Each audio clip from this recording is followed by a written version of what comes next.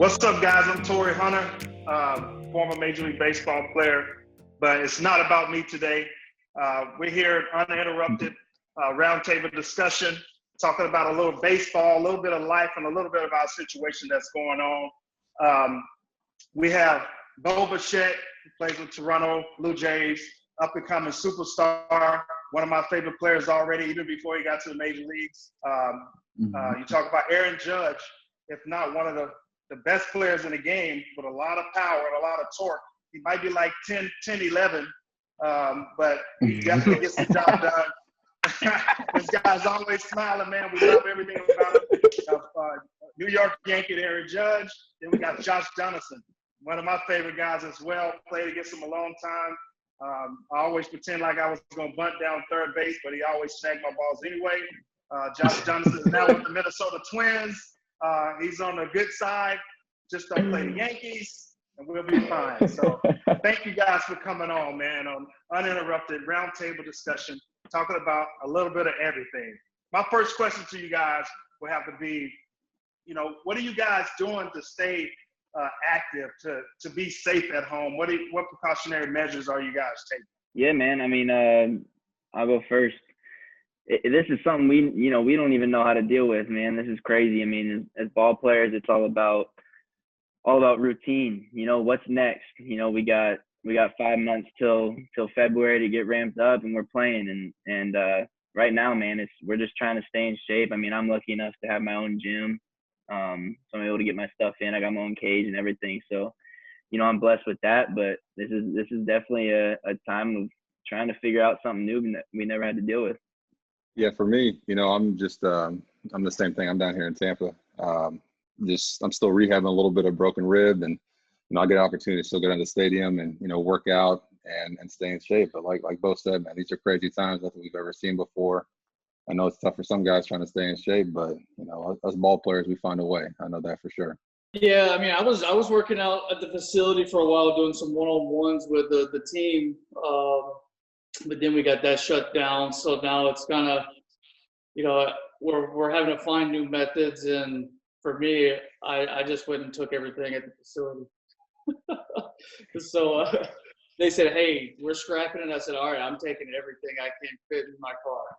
Tatis, you in San Diego, right? Staying at home. Yeah, I'm in San Diego. Yeah, Tatis, San Diego, man. Been chilling out here. What Tatis at? I haven't said nothing. Please go ahead, man. We got Fernando Tatis out there in San Diego. Oh my God, man. Well, I played against his dad. Man, his dad was a beast. Did hit nothing but home runs. And we got Fernando Tatis Jr., man, one of my favorite shortstops out there, man. The boy got an arm. Love watching him play. We actually played against each other in the Futures game, and he impressed me. So, hey, welcome to the stage, man. I left you out, man. I can't leave one of the most important players in the game. I was quiet. I want to see. I want to see how long it was gonna go.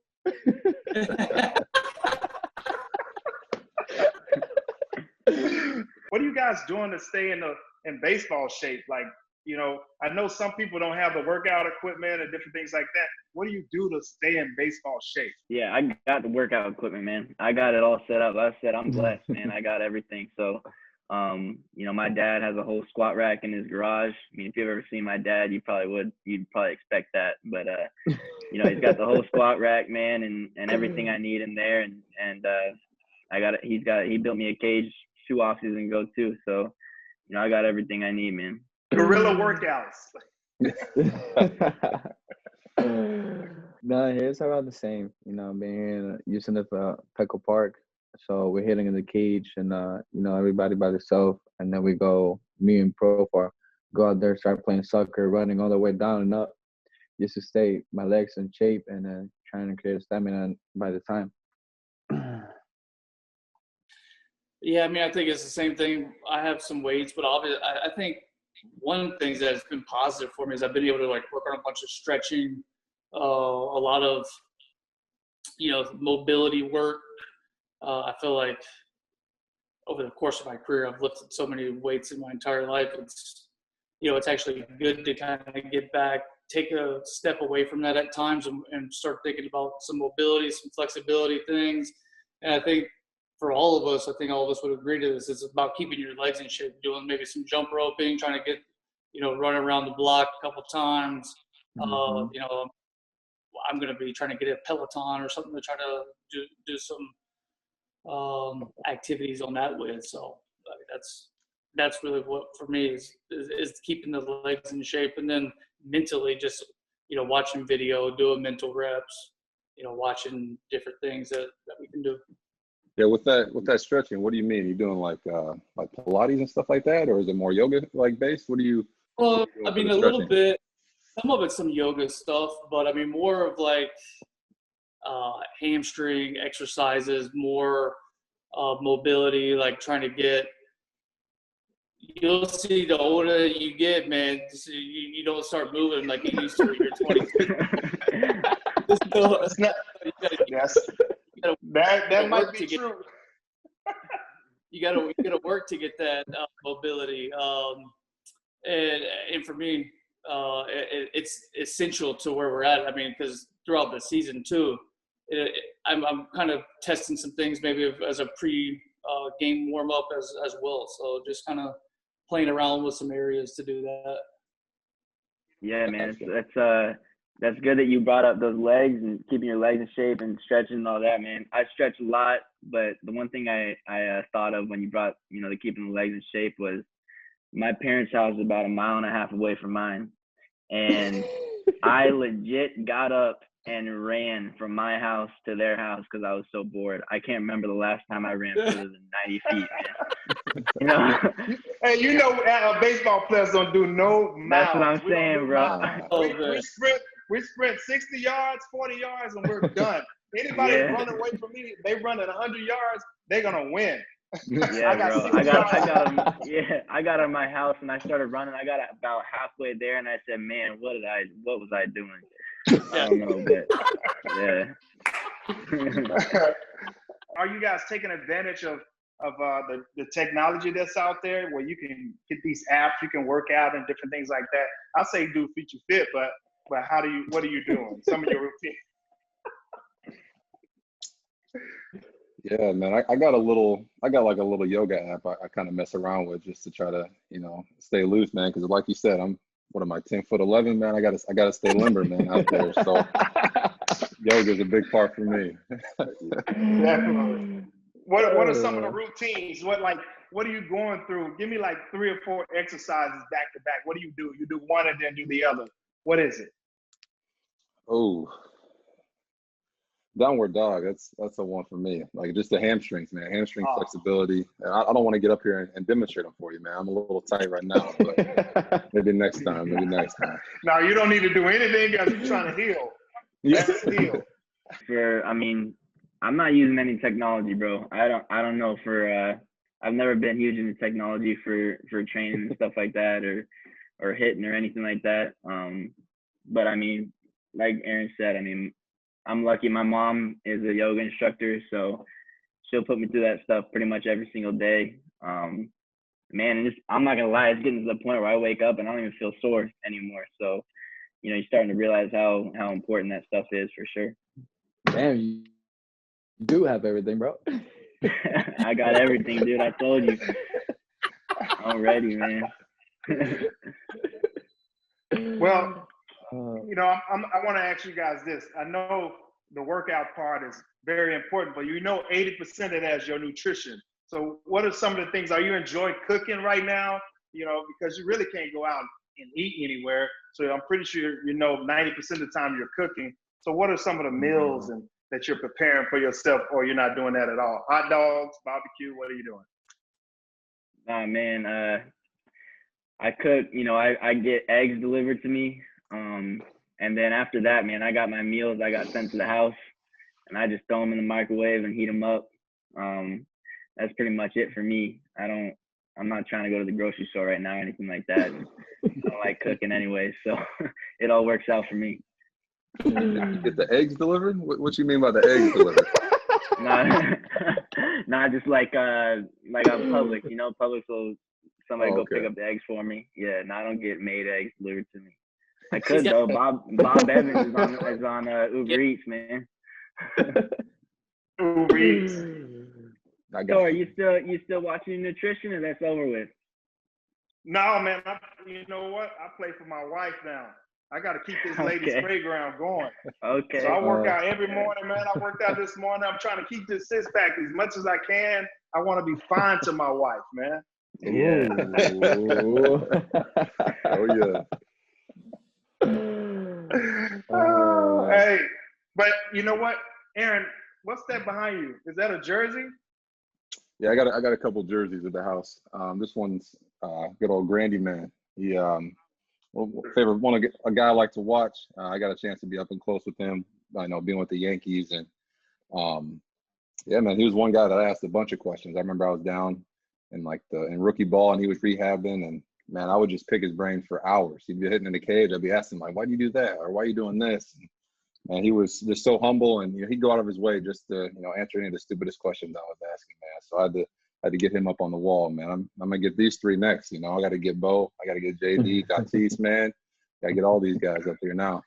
Yeah, Grandy, he's a good guy, man. I talk to him at least once a week, man. And Josh Donaldson, that jersey you have on Phoenix Sun, I don't know what that is. Who is that? It's the Toon Squad. There you go. Oh yeah. There you go. Hey, What's up? it's the cartoons. Yeah, Space Jam, Hey, baby. okay, I see you got Space Jam Jordan. I like that. This is me. I got Ricky Henderson. I got Ricky Henderson right here. One of my favorite. He signed HOF on there. Can you see it? It's pretty Ricky awesome. likes it. Ricky likes everything that he likes. And then I got Andre Dawson. He was one of the reasons why I played the game of baseball, man. He hit a couple 49 home runs in 1988, and I was a young boy walking home from school, going to my grandparents' house. My granddad would make me sit down and watch the Cubs game all the time. And I was a football guy, and I kind of fell in love with the game because he had a curl and I had a curl. Andre Dawson had a lot of grease on his jersey. And, you had a curl? He was I had a curl, man. I had hair, buddy. And so when Tupac got big and Tupac came out, I wanted to be like Tupac. And then I cut it off, and one girl said, "Torii, you look so good." I'm like, I'm keeping it. So then my hair didn't grow back. You got any good Ricky stories for us? No, well, not really a good one, but I remember one game in spring training. He was with the Red Sox at the time. He said, he came to me before the game. He said, Ricky gonna steal second, he gonna steal third, and he gonna hit a home run. So watch Ricky play. And Ricky stole second, stole third, next at bat hit a home run. And I'm a youngster. This is 1996 or 97. I couldn't believe it because I always called my stuff and it popped up and I was out. It took me a while to start calling my stuff. Ricky, love Ricky. Hey, I got a Ricky story for you. So I'm in the minor leagues. It's I want to say it's probably my second year in AAA. And Ricky was, I don't know if he still is, but he was at the time kind of like a minor league assistant, kind of like just would go around. What is it? A special assistant? Yeah. Yeah. So he would come in. That's me. Yeah. He came in, and I think he watched the game the night before, and he saw I struck out on a couple of sliders in the dirt. And he comes over, he watches me take my first round of batting practice, and he says, "Hey, man," he said, hey, come here real quick, come here. I said, all right. Go over there. I'm like, man, Ricky Henderson's about to help me out. This is crazy. He goes, hey, I saw you swinging those sliders in the dirt yesterday. Because you need to let that slider start here and then it'll break to right here. And he goes, when he gets right there, you go, pow! I said, really? That's what you do? You let it get right here, you go, pow? He said, I said, well, what do you do on the fastball? He said, you let that thing get right here, you go, pow! I said, you mean all I got to do is say, go, pow? Go, pow. He goes, I said, Ricky, what if they were balls? He said, nah, they don't walk Ricky because Ricky's still second, Ricky's still third. I said, well, Ricky, I don't steal bases. Ricky is funny, man. Are you guys watching any reruns on like watching any sports on TV? Any matchups that's been replayed that you like that you've seen so far? Man, I'll JD's gonna like this one, bro. I go on YouTube all the time and I rewatch that 7th inning. And what was it, 15? Yeah. Man, that 7th inning of 15. Sometimes I go back and I just watch that for fun, just obviously hoping I get a chance to be in something like that. But man, during this quarantine, man, I've probably watched that 5 times already. So just kind of get a little bit of adrenaline going. I can't get much right now, but thinking of being in a situation like that is something that helps me get through it a little bit. Yeah, definitely. That's funny you say that, man. That's all I've been doing, really. Not really, watching the games on TV, but just going on YouTube and just either watching highlights, watching old games. But JD, you got to talk us through that game, man. What was that atmosphere like, man? We played in postseason games, in the Bronx are crazy, but in Toronto with that dome closed like that, that's a whole nother level. Man, it was to say the term rocking isn't really appropriate. It's more like you were vibrating on the field. Like it was just like when you're out there, like it was just like you just had a zing going through your entire system. And then when it was crazy, like how they took the lead, because it was something I'd never seen in a game before, where Russell Martin's throwing the ball back. Hits Hinsu Chu's bat as he was like stretching out. It was like kind of like his routine or whatever. He didn't do it intentionally, but it was more or less the lines of like the umpire at first called it dead, called the guy back, and then the umpires met, and then they awarded him home plate, and the place just went. I thought, from what I heard, they had the Canadian SWAT team ready for after the game. And then the next inning comes, we get our turn to hit, and Elvis Andrews, who I got to play against him a lot in the American League West, as sure-handed as it gets, and he had a really tough half inning, and then Bautista hits the home run, and I didn't see the bat flip at the time because I was on base and I was, actually like going halfway, and then it went. I saw it go out and I took off. But afterwards, seeing the bat flip, and then it literally just when he hit the home run and we're going through it, you didn't see people's faces anymore. It was just blur. Everybody was blurry just because everybody was going crazy. The towel was going everywhere. Bro, I get goosebumps for that. It was crazy, man. I watched the 2016 wild card game that we played Baltimore. Yeah. Where Eddie hit the walk-off homer at the end. And I mean, that was kind of the same. We had some pretty crazy games when I was there in Toronto, especially in the playoffs. So, I mean, they're always fun to go back and watch and learn from, and it's definitely something that's very still to this day very exciting to still watch. Mm-hmm. Yeah, the craziest thing about that too is when I watch it and the cameras cannot stay still. Yeah. I mean, it's just moving everywhere, and I'm like, dang, bro, this guy can't even hold his camera. Like, I can't imagine what it's like in there, bro. Well, that was from the place shaking. The whole place was just shaking. It's actually a cool story about that is Michael Bradley, the captain for Toronto FC, the soccer player. Yeah. He came and talked to me a little bit, and we were kind of talking about that whole scenario. And they were in a playoff game at the same time you guys were playing. And he told me that when Bautista hit the homer, they could hear the Rogers Center. And you know how far, I mean, it's not like necessarily close. Like it's a good, I would say 5 miles at least. 2 miles. And 2 miles. Wow. They could hear the Rogers Center. Yeah, like Wow. they stopped. Everybody like stopped and was like, "What is that noise?" And then they put up on the big screen that, Joey Bass went deep, and he said it was like the most unreal thing. Yeah, Pretty man, awesome.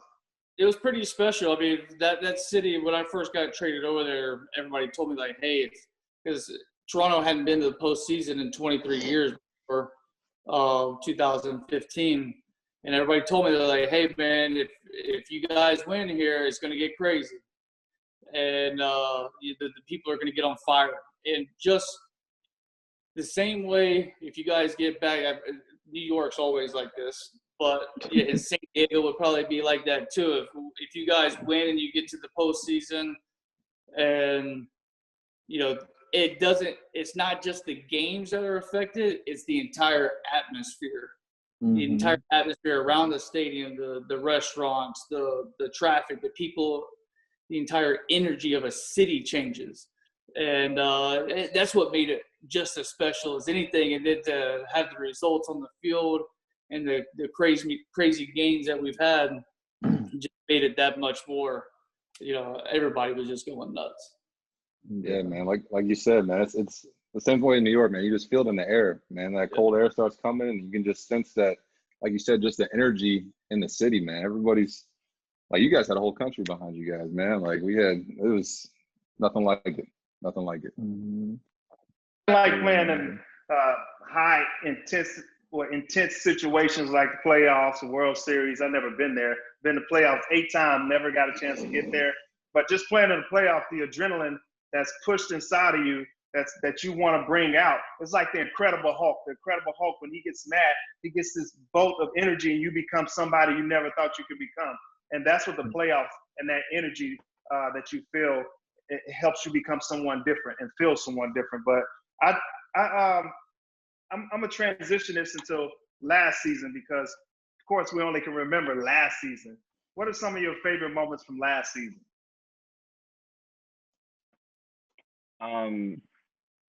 Man, I don't know. That's a hard one. I get asked that question a lot, man. I mean, obviously I was lucky enough to have a couple of pretty special moments for myself. The top ones that come to mind are I hit the 2 homers off Kershaw in LA.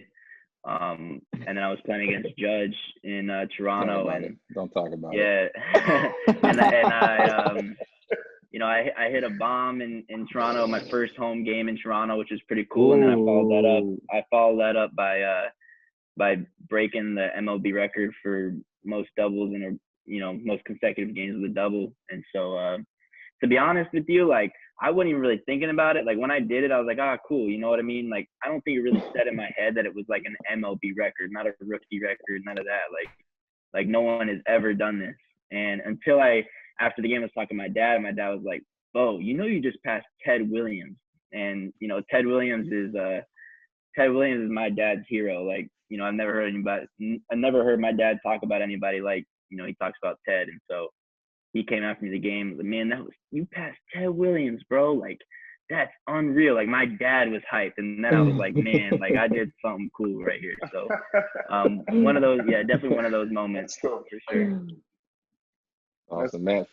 For me, man, it was for us. We got the chance to play in London last year, which was a unreal experience. Right. Feeling the energy and the crowd there, man. Filling out a whole, soccer stadium, man, was never seen anything like that, man. So it was a quick couple of days, man. We had to fly all the way over there, 9 hours, play 2 games, and hop right back. It was quite a whirlwind, man. But just the experience being with my family, and getting those 2 wins, over there in London, man, you can't beat that. For me, I would say it was opening day. I got out, when they say my name, I didn't expect like the crowd to receive me like that. Like, I was like, oh, you already know me. I haven't been here yet. And like getting my first knock right away against Baumgartner, and then another knock, I bunt it. He should be so mad at me after that bunt. But it was, I'll say opening day, definitely, and obviously we got a great run the first 3 months, but then after that, shit got crazy. But opening day for me. Yeah, I mean, for me, I think one of the coolest moments was last year where I got to see Tatis play. Seriously. I'd heard a lot about him, and you know, I was like, everybody kept saying like, oh yeah, he's ready for the big leagues. I'm like, man, this kid, he's pretty young. And then we get to go to after the All-Star break, we go see him. I was like, yeah, so I got to see some highlights because I like to watch baseball. I'm a baseball fan. And I watched him. I'm like, yeah, okay, I see it. And then I got to see him in person. And I've played against a lot of guys, and how fast he can go from 0 to 100 running is incredible. I remember there was a couple of times he slid in at third base and I was going to cover and I might have to jump out the way. If I don't get out the way, I think he would have blew both my knees out. That's how fast he was going. I'm like, hey man, you need to calm down. I'm like, hey, relax a little bit. But that was one of you know, cool parts for me last year was getting to see him play. And you know, whenever I remember when Bo got called up, everybody was asking me, you know, what they thought about Vlad, and Bo was like, you know what, I didn't really get to see him play a lot. I said, but I could tell you right now, I said, this kid's gonna be legit. I said, he can swing and he moves really well in the box, and you know, I wasn't surprised to see how well he did last year early on, and I know that he's going to continue to have success. But and then I guess personally, I think probably coming back off a couple tough years injury wise and being able to play in 155 games last year, that was important to me. Mm-hmm. You know, we look at guys like Caven and Bo and Vladimir, Vladimir Guerrero's son. You look at Fernando Tatis. You look at Aaron Judge. You look at Josh Johnson. Myself. I mean, what do you guys have to say for all these young rookies that's coming up? So what advice do you have? Yeah. Obviously, you know, I got the least amount of time here, but I think what helped me a lot was just, you know, my dad always told me growing up, man, he always told me, you know, you're facing the ball, you're not facing the pitcher. And so like for me coming up to the big leagues, when I face big names in the big leagues, that's the kind of, I would just before the game just try and get myself to really believe that it wasn't Clayton Kershaw on the mound. It wasn't Charlie Morton on the mound. You know, it wasn't these big names. I was just facing the ball, and what I had to do was get a good pitch to hit. And so I think just believing in yourself, you know, there's definitely better execution in the big leagues, but I truly believe that if you can hit in AAA, you can hit in the big leagues as long as you believe in yourself. And so that's what I would say, man. Just believe in yourself. It's the same game you've been playing forever. And just don't let your opponents get too big for you, I think. Nope. Yeah, definitely. That's the biggest thing, man. Even when I got called up, it's just, you know, just believing that you belong there. You know, because a lot of guys, you know, for me coming up, you know, I watch these guys on TV, and now I'm playing on the same field, the same game as these guys. Man, that was mind blowing for me, man. Especially in 16 coming up, and I got to face the Blue Jays with Donaldson, Joey Bats, Edwin Encarnacion. Man, it was every time they stepped up, man, it was a line drive in the gap, and it was just, oh, these guys are just on another level. But I think for me, it just took, you know, just being out there and just knowing, hey, man, I'm here for a reason. You know, I'm here for a reason. You know, I got called up. You know, you belong with these guys, man. You're in the major leagues. Go out there and play like a major leaguer, man. And they're just having that, like Bo said, man, having that confidence in yourself is the biggest thing. Yeah. Like it's been crazy, you know, because like Judge says, like you've seen all these people you see on TV, and you come up and you're playing like right next to them, and they're and you just out there just playing with them. For me, the big key was I'm just playing baseball. You know, I'm gonna, if I'm here already, is because I got the talent, and you know I put some numbers, so I should trust myself. But then when I'm out there in the park playing, I'm just playing baseball. I'm just having fun with my teammates, and it's been the same game I've been playing since I'm a kid. That's been always my thing. When they told me, oh, that moment, you know, the crowd, blah, blah, and just silent, all that, and just remember you're just playing baseball and having fun. Yeah, I mean, it's such a different time, you know, nowadays from, you know, when you were first coming up, and then, you know, when I was, you know, coming up, it's a completely type of environment in the clubhouse to where a lot of the young guys now are very welcome of coming in, to where, you know, when we were first coming up, it was, you know, you don't talk, you be seen, not heard type of ordeal.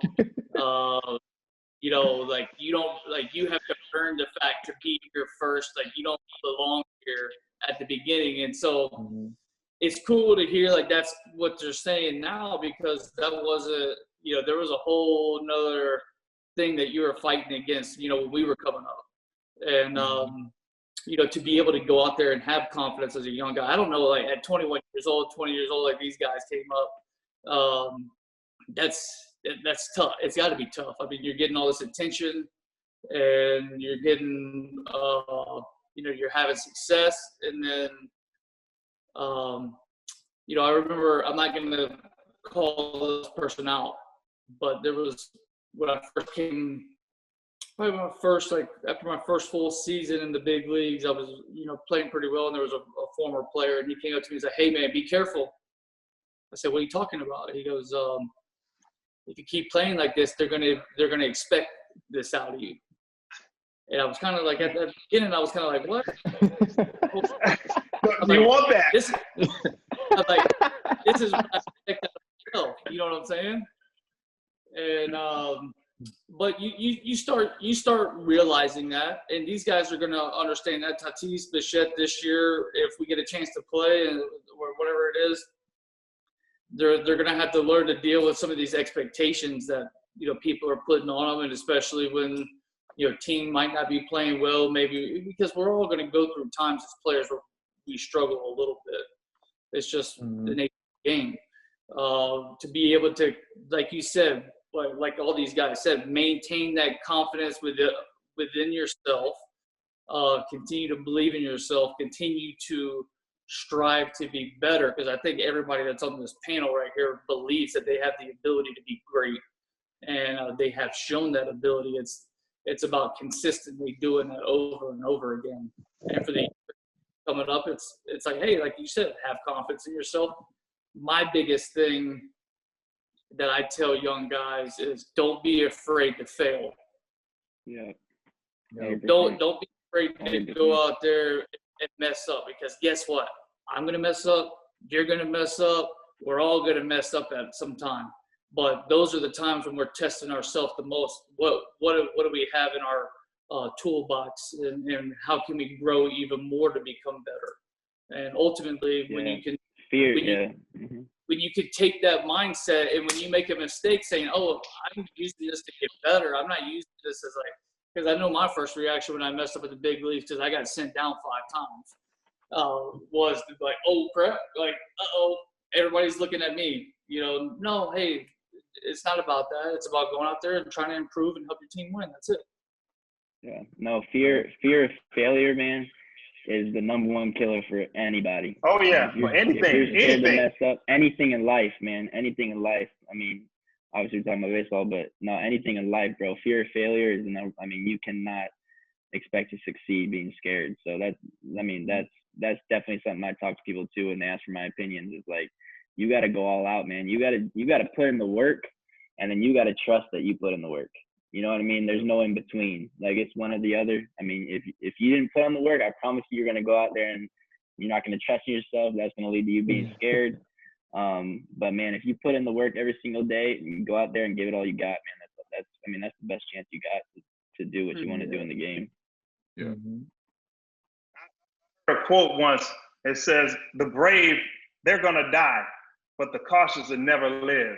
So you got to go out there and play the game, and play, even if it's fear. I want you to fail as much as you can. You have a fear of failure, then you'll never try anything. You'll never go first to third. You'll never go out there and face Roger Clemens, Verlander, whoever it may be, Garrett. You'll never face those guys because you're nervous. You got to go out there and have a fear of fear.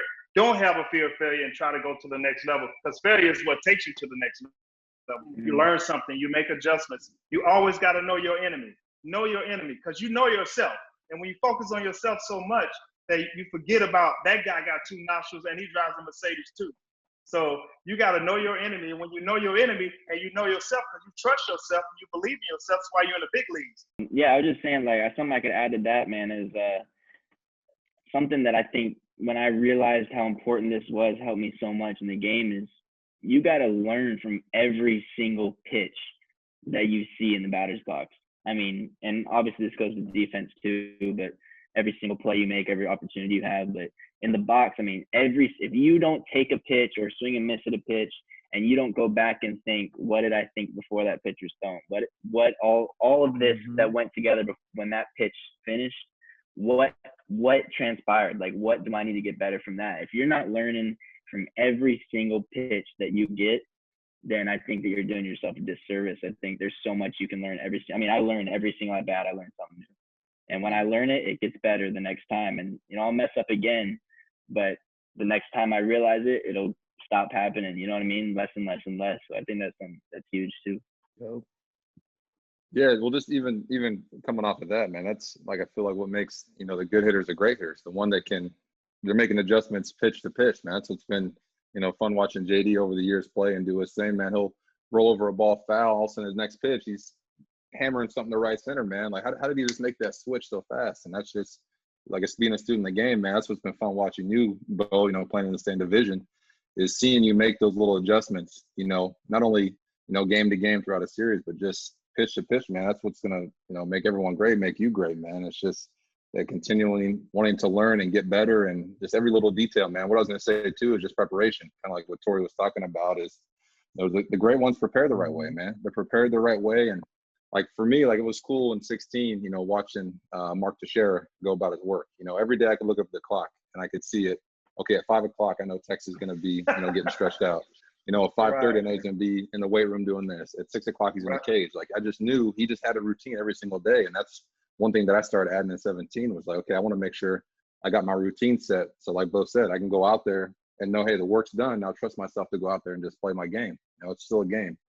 And yeah, like you guys said, man, preparation. That's it. Yeah, That's man, it. there is nothing worse than when you were lazy that day and you didn't do your tee work or you didn't do your routine and you went out there and you just kind of rolled it on the field and you take an 0 for 4 with 3 punches and you can't even sit there and be like, I gave it all I got. I mean, there's nothing Slap worse, yourself. man. Just slap Nothing yourself. worse, bro. So, yeah, I mean, there's not a worse feeling. I'm sure you guys can agree with that when you took a day off, We all have one of those every year. And, that there's nothing worse than that. Yeah, I think, Go ahead. to Judge's point earlier about like just making those, to what Bo was saying, and making those adjustments and learning from each and every pitch. And, for me, hitting it's I've talked a lot about mechanics and stuff like that, but you can have the most mechanical swing in the game and not be a very good hitter.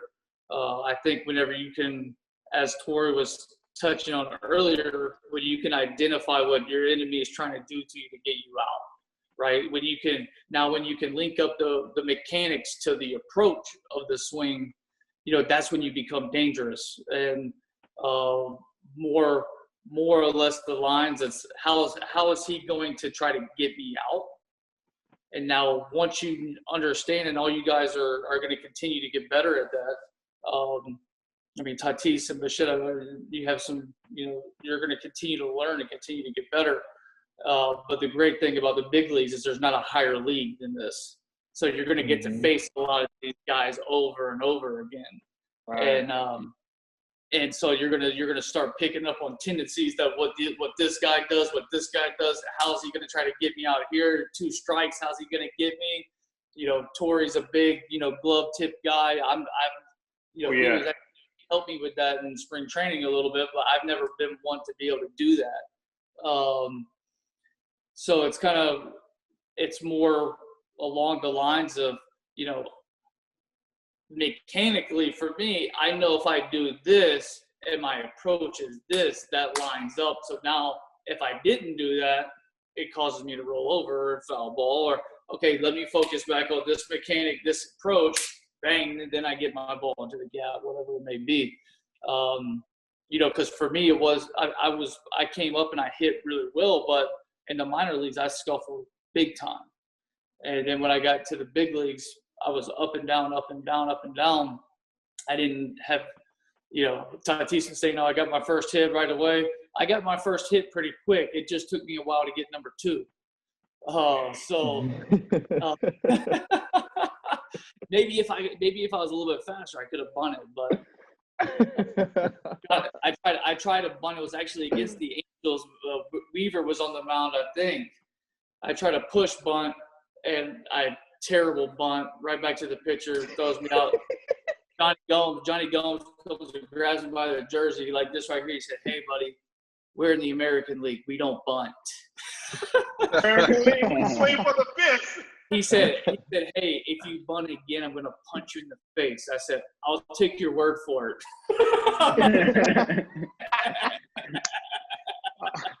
All right, guys, I want to wrap up.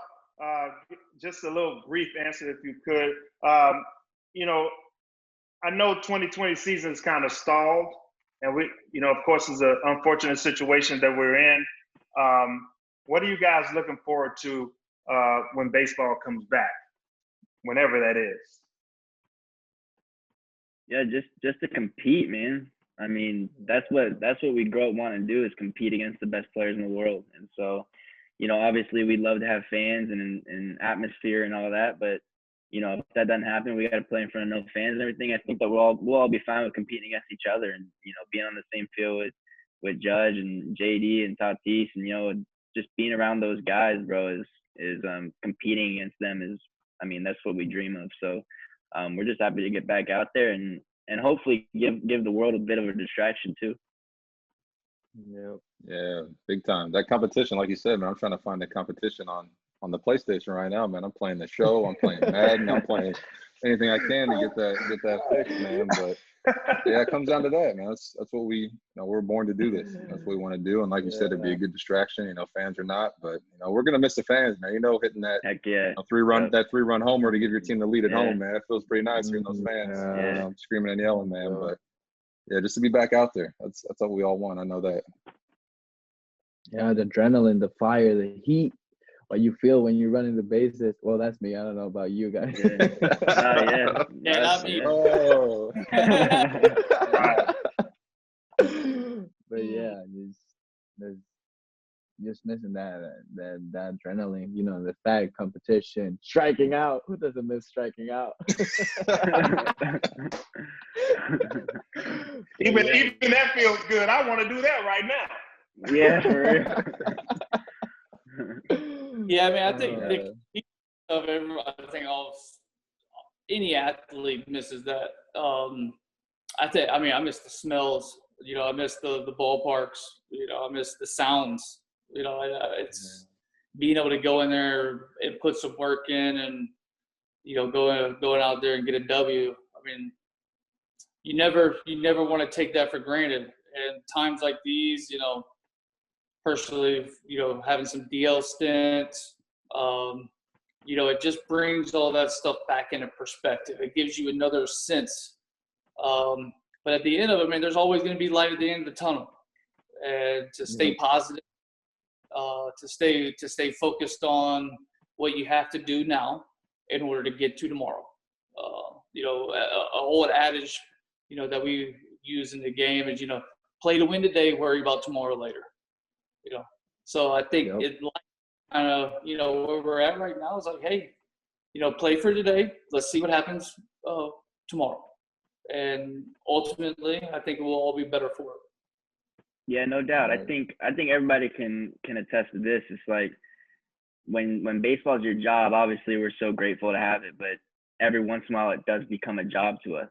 And when something like this happens, honestly, you sit there and you're like, dang, bro, like, I love baseball. I cannot wait to get back. And it just kind of reminds you, you know what I mean? Like, this is your dream, man. And this is something that we love to do and dreamed about forever. So, yeah, I mean, I think it's definitely grown our appreciation for what we do, too.